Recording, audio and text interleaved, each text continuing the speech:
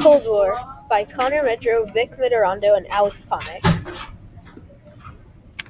After World War II, the nationalists led by Chiang Kai-shek and the communists led by Mao Zedong turned against each other. This resulted in a civil war in China. In 1949, the communists beat the nationalists. Chiang and his followers fled to Formosa, which they renamed Taiwan. Chiang held a holdout against communism there. The fall of China to communism ended any hopes that China would become a powerful non-communist ally to the U.S.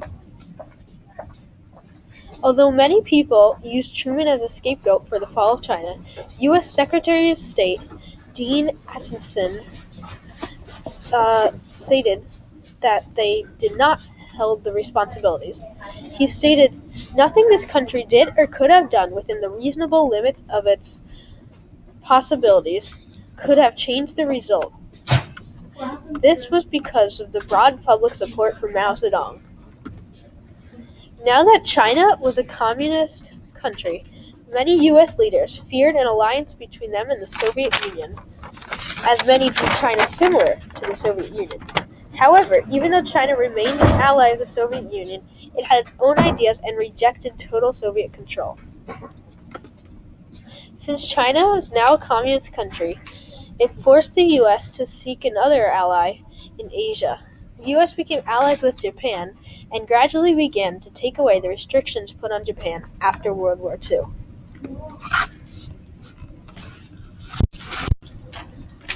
Meanwhile, the United States adopted a stern policy toward China. When Mao formed the People's Republic of China in 1949, the United States refused to recognize the new state. Instead, it continued to refer to the nationalists in Taiwan as China's legitimate government.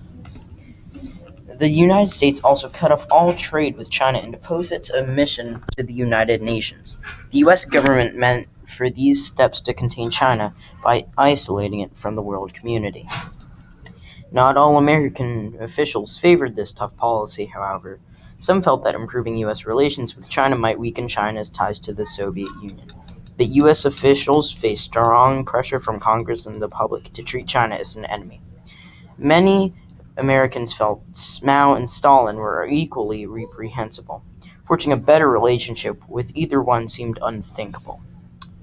Until the 1970s, the United States continued to recognize Taiwan and bar China from the UN. The United States did not resume formal relations with China until 1979. After the fall of China, the U.S. tried to unite North and South Korea as a non-communist country. What class you? U.S. backed South Korea, while China and North Korea attacked South Korea. The U.S. would not give up hope and would not back down from the fight. Next game. The final 2 years, there was a stalemate where eventually the two countries signed a peace treaty.